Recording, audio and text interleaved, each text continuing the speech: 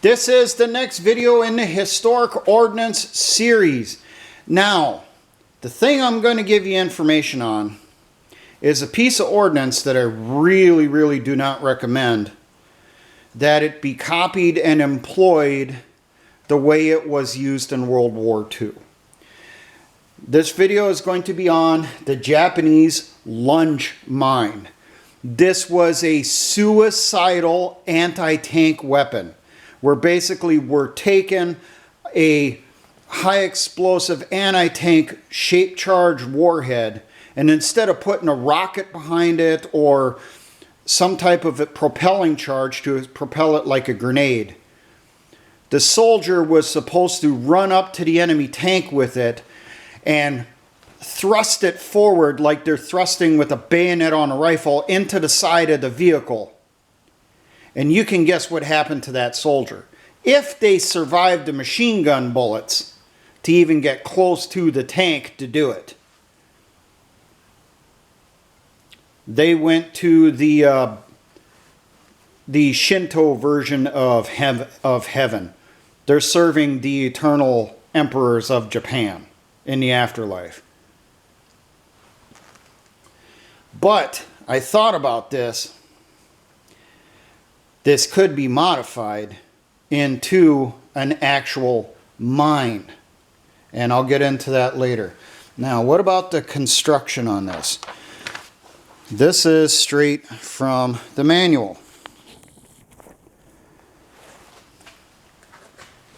Now, these were first encountered in the Philippines in 1944 when U.S. troops landed in the Philippines to liberate it. The info on this: length with the charge and the stick behind it was 78 inches, so a little over 2 meters in length. The actual charge itself, which is this piece here, is 11.6 inches. It had a 8-inch diameter and a standoff preset of 6 inches. The standoff was just round stock or bolts connected to a metal ring on the bottom of the shape charge, so that when the charge went off, it was the correct standoff distance to form the jet to push through the armor. Filler on this, it said in the U.S. manuals, is a crude or improvised TNT, because this is coming out later in the war. Weight of the warhead itself was 6.6 pounds. This includes 6.6 pounds of explosive.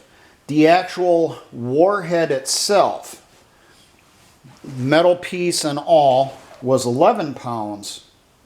With the handle on it, it was close to 15 pounds in weight.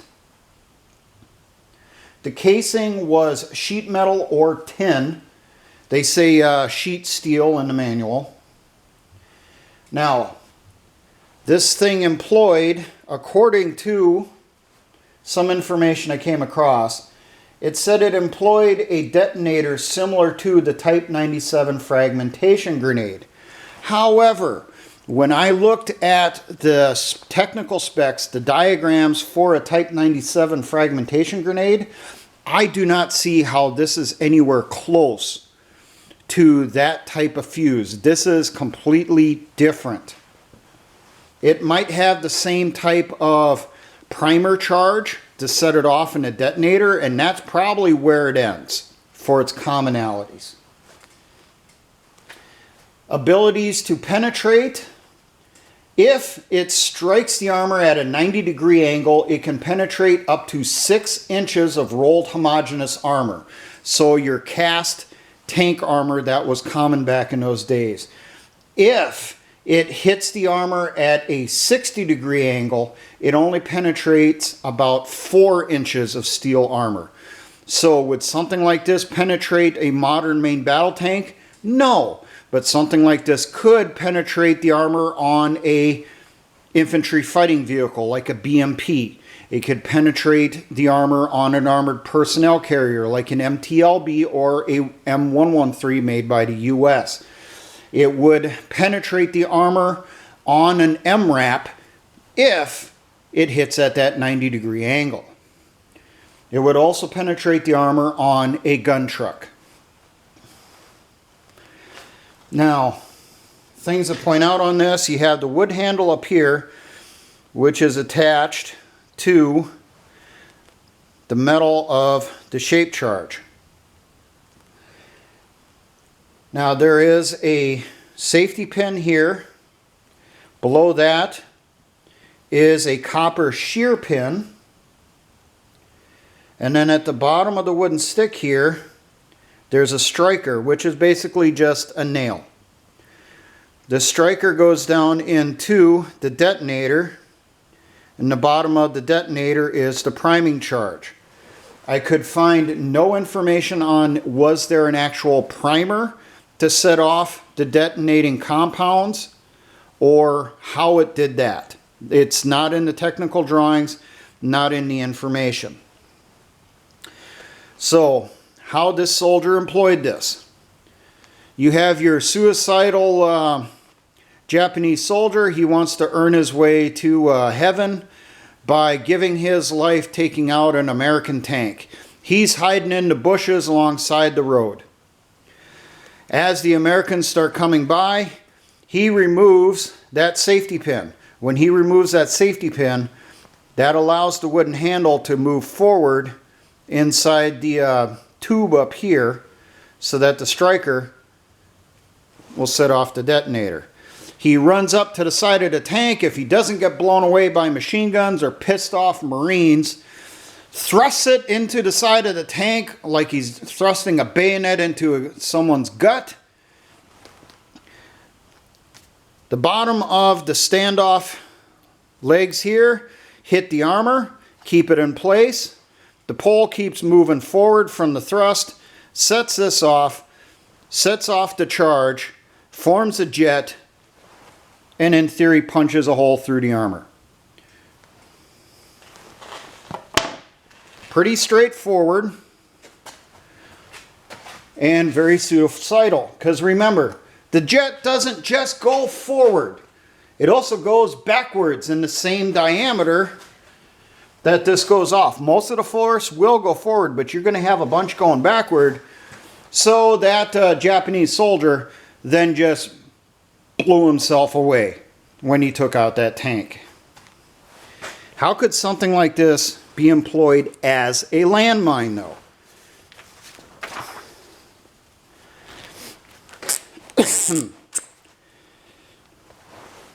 Let's say our enemy, the counterinsurgent, has a tendency that during an ambush, they turn their vehicles towards the ambush and they push forward so that they can get their main armaments directly on the ambush and their thickest armor facing the ambush. And they start moving forward. Now, if you do it right, you have tall grass or bushes between you and the enemy off the side of the road here. That enemy vehicle's coming forward.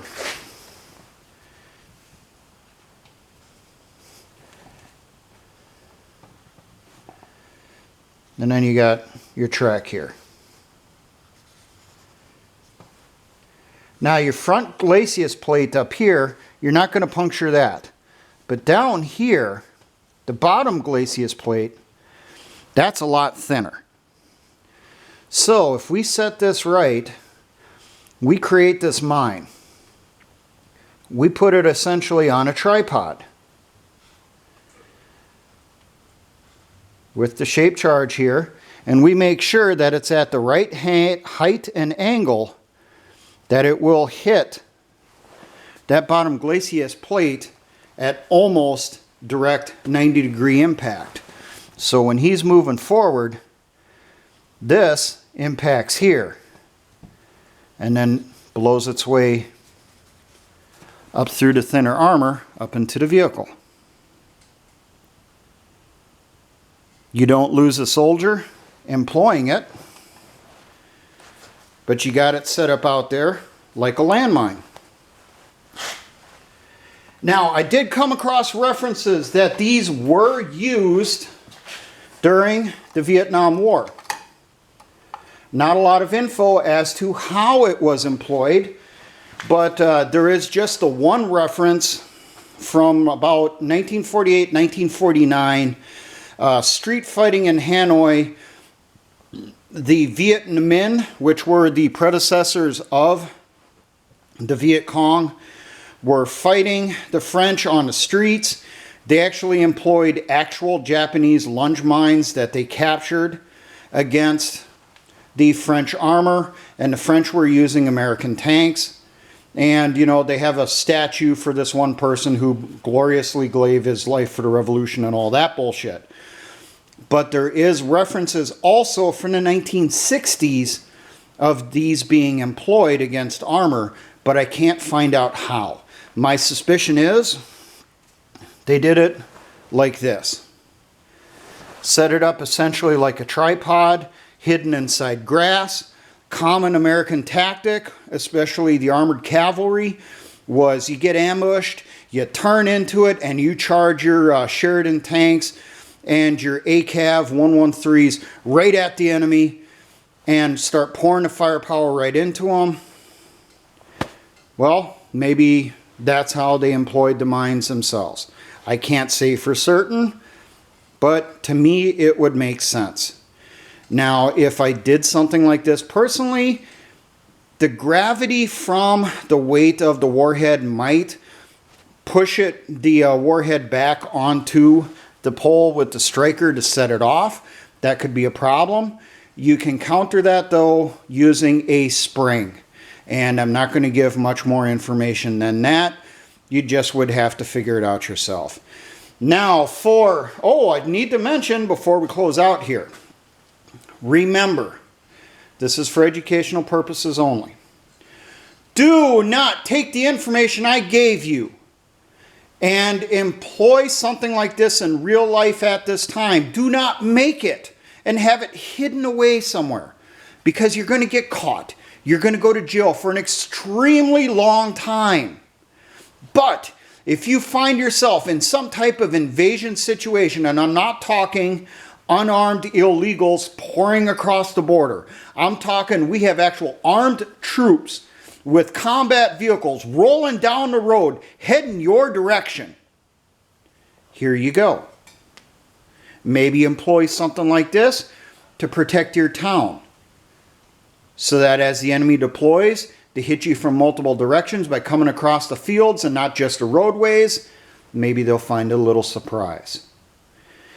Now, for all my engineer brothers in the Patriot and militia movements, always remember, essayons.